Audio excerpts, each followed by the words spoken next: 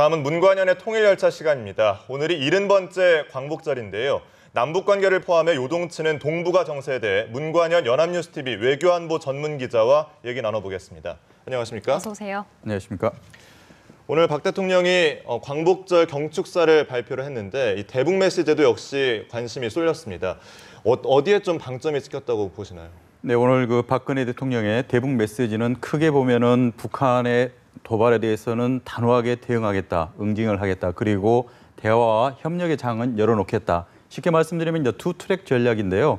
어떤 식으로든지 북한이 무력 도발하는 것에 대해서는 우리 국민의 안위에 위협하는 이러한 그 도발들은 결코 용납할 수 없다. 아울러서 하지만 북한과 이제 분단 70년, 광복 70주년을 맞이해서 함께 가야 될 이제 앞으로 날들을 생각하면은 대화 협력이 하루빨리 복원이 돼야 된다. 이 두 가지 점을 동시에 강조를 했습니다.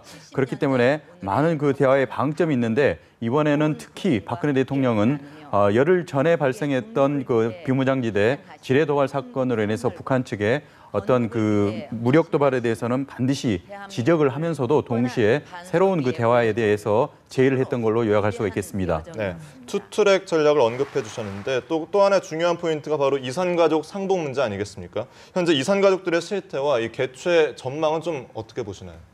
네, 그 박근혜 대통령이 이제 2013년 취임 이후에 첫 번째 맞이한 광복절에 의욕적으로 추석을 계기로 이산 상봉을 해야 된다. 인도적인 차원에서 매우 시급하다. 이렇게 강조를 했었고요. 그 바로 다음 날 정부에서는 대북 제의를 했습니다. 그래서 매우 속도감 있게 진행이 돼서 결국은 남북 간에 이 상봉 행사에 참석하는 대상자도 이미 선정이 됐고 일정이 모두 다 픽스가 돼서 결국 굉장히 속도감 있게 진행이 됐는데 북한 측에서 불과 나흘을 남겨놓고 무산을 시켰습니다. 그래서 아쉽지만 첫 해는 안 됐고요. 지난해 같은 경우에는 이제 남북 관계가 어느 정도 좀 경색이 돼가지고 박근혜 대통령의 광복절 경축사에는 이산 가족이 서로 만나고라는 이런 구절이 있었고 그 외에 구체적인 언급이 없었습니다. 하지만 광복 70주년을 맞이해서 올해 광복절 경축사에는 박근혜 대통령이 구체적으로 북한에 제의를 했습니다. 그래서 북한 측에서도 이제는 거부할 수 없을 박근혜 대통령의 구체적인 이산가족 상봉안이 나왔는데요. 일단 현재 우리가 가지고 있는 이산가족 명단이 6만 명입니다. 당초에는 12만 명 정도 됐었는데요. 그동안에 이제 고령화 또 그에 따라서 많은 분들이 현재 이제 세상을 뜨고 남아있는 분들이 이제 딱 절반밖에 안 됩니다. 이 6만 명의 명단을 북측에 넘겨주겠다. 그래서 북측에서도 현재 확보하고 있는 이산가족 명단을 남측에 주면은 이처럼 남북 간에 서로 이산가족 명단을 서로 교환을 하고 또 그에 따라서 그 대상자들이 살아있는지 생사 여부도 확인을 해야 된다. 그래서 가능하다면 빨리 이제는 상봉을 치러야 한다는 것이 박근혜 대통령의 요지입니다. 그리고 장소도 지난해 같은 경우에 금강산 면회소에서 한번 그 이산가족 행사를 치렀었는데요. 전혀 무리가 없습니다. 그렇기 때문에 의지만 있다면은 이렇게 서로가 명단을 교환하고 어떤 대상자 선정하는 데도 큰 무리가 없는데 장소까지 있다면은 이 정권의 의지가 있다면은 북측에서도 마다할 이유가 없습니다. 그렇기 때문에 박근혜 대통령이 취임 후 세 번째 맞이하는 광복절 경축사인데 세 번 모두 유일하게 강조를 한 것은 바로 이산가족 상봉 행사입니다. 그렇기 때문에 이전 관례로 본다면은 내일 대한적십자사 총재 명의로 북측에 또다시 가장 빠른 시일 내에 상봉 개최에 대해서 제의를 할 가능성이 높고요.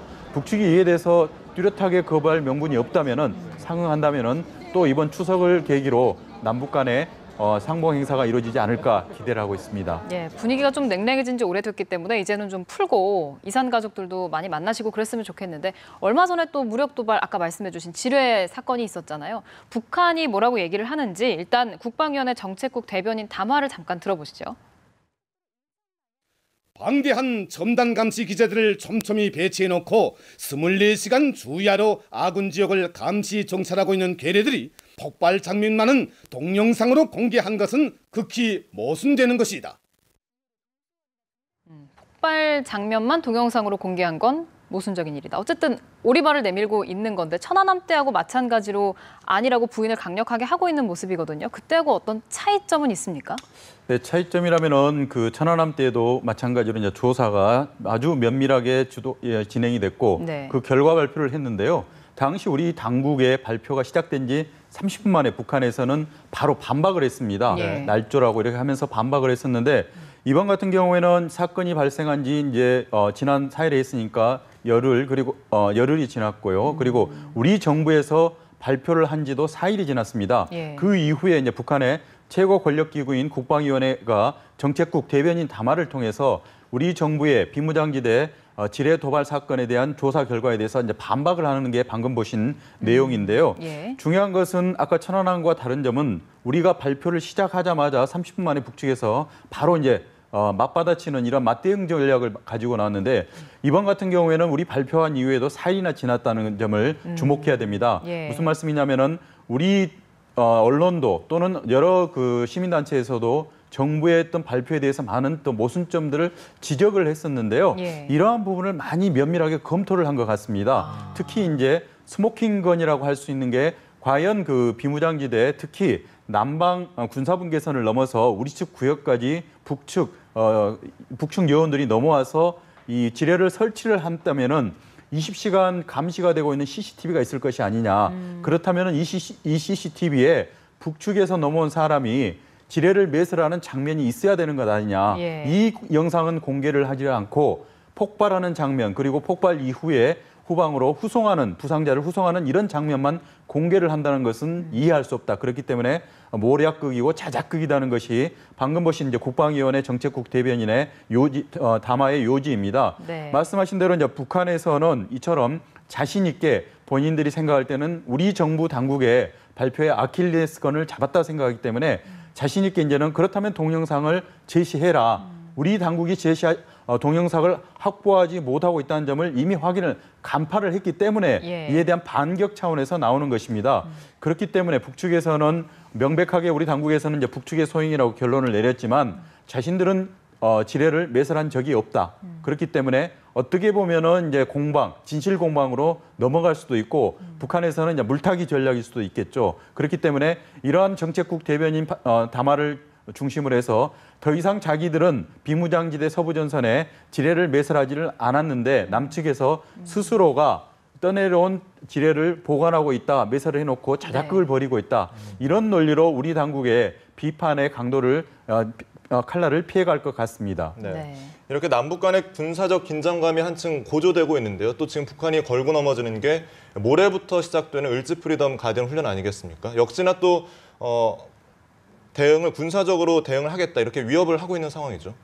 네, 맞습니다. 지금 그 어느 때보다도 지금 비무장지대에서 이제 지뢰 도발로 인해서 북측에서도 이제 군사적인 도발을 하겠다고 지금 대응을 하겠다고 발표를 했고 우리 측에서도 분명하게 북한의 무력 도발에 대해서는 혹독한 대가를 치르도록 하겠다. 양측에서 매우 강도 높게 현재 지금 말의 전쟁이 시작이 됐습니다. 그렇기 때문에 모레부터 이제 한미연합 군사훈련, 그러니까 을지 프리덤 가디언 훈련이 시작이 되는데요.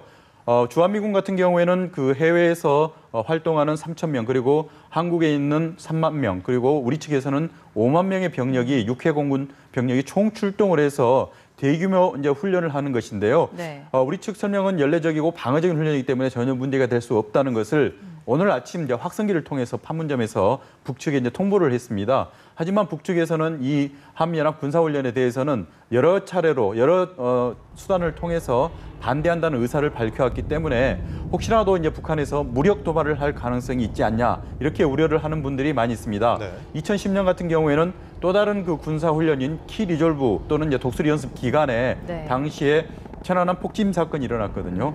이번에는 한미연합도 군사훈련이 이루어지고 있는 을지 프리덤 가디언 기간 동안 북측이 우리 측에게 정치 선전을 갖다가 극대화하는 목적으로 또 다른 그 국지적인 도발을 감행할 가능성이 있지 않냐. 네. 이렇게 지금 많은 분들이 우려를 하고 있는데 이전에는 주로 이제 서해상에서 또는 이제 바다에서 또는 잠수함을 통해서 이러한 도발이 이루어졌다면은 현재는 이제 지뢰를 매설하는 걸로 미뤄봤을 때는 비무장지대 그러니까 지상에서 여러 가지 긴장이 고조되고 있다 이렇게 요약을 할 수 있겠습니다. 예, 이번에는 이 문제 좀 짚어보죠. 저희가 이번 주 내내 보도를 해드렸었는데 오늘 새벽부터 이제 북한이 30분 늦어진 표준시를 사용하지 않습니까? 관련 영상을 준비했는데요. 잠깐 보시죠.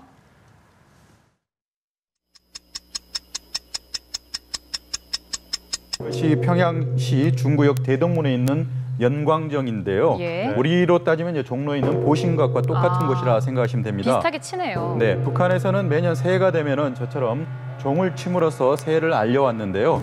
8월 15일 올해 같은 경우에는 북한에서 평양시, 그러니까 북한이 이제 주체적으로 자신만의 시각을 이제 쓰겠다 해서 예. 결국은 새로운 시각을 알리고 있는 상태인데요.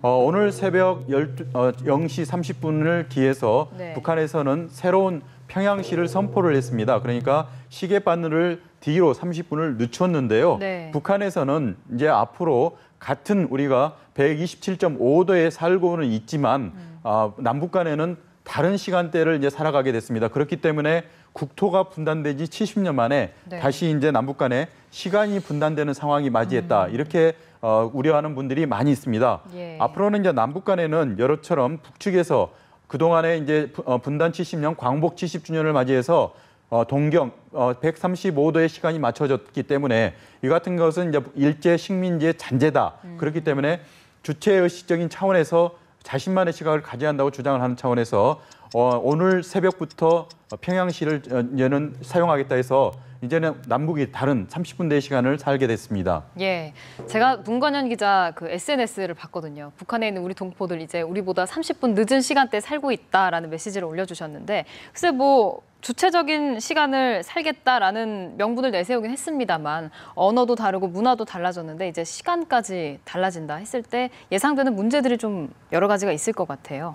네, 맞습니다. 지금 현재 남북이 유일하게 경제 공동체로 지금 운영하고 있는 게 개성공단인데요. 네. 개성공단 같으면 하루 1,000명의 남측 근로자가 남측 CIQ를 통과해서 북측 CIQ로부터 예. 허가를 받은 이후에 군사분 계선을 통과를 합니다. 북측에서 승인이 내려오지 않으면은 직장의 일터에 나아갈 수 없는 이런 상황인데요. 지금까지는 매일 오전 8시 30분부터 30분 단위로 북측의 허가를 받아왔습니다. 네. 이러한 허가를 받기 위해서는 사전에 북측에 통보를 해서 30분 단위로 이제 북측으로 들어와라 이렇게 허락을 받고 있는데 이미 월요일 같은 경우에는 지난주에 이미 통보가 된 상태입니다. 그렇기 때문에 북측에서는 승인해준 시간보다 남측에서 30분 먼저 오는 이런 상황이 벌어지거든요. 그렇겠네요. 그러니까 30분 단위로 봐서는 자신들이 승인해주는 시간과 다른 시각대에 남측 근로자가 북한 측으로 들어오겠다 네. 이렇게 하는 상황이 벌어지기 때문에 이러한 점을 북측에서 민감하게 받아들이고 그리고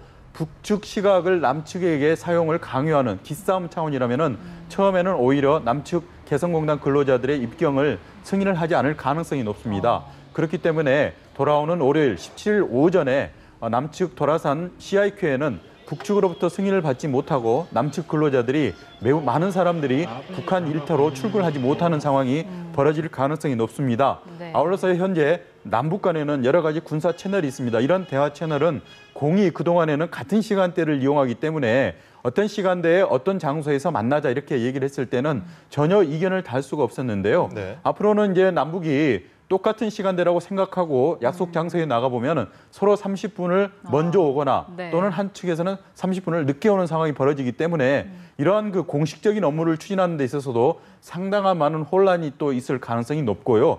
어떤 사소한 오해도 있는 정치적인 해석이 가능한 남북 간의 미묘한 상황이라면은 예. 이런 시간대는 빨리 조정이 되거나 서로 간의 시간대를 인정하는 이런 서로 간의 조치가 있어야 되는데 현재까지는 북한이 오늘 새벽부터 당장 표준시를 평양시를 시작을 했고 우리 측에서는 인정할 수 없다.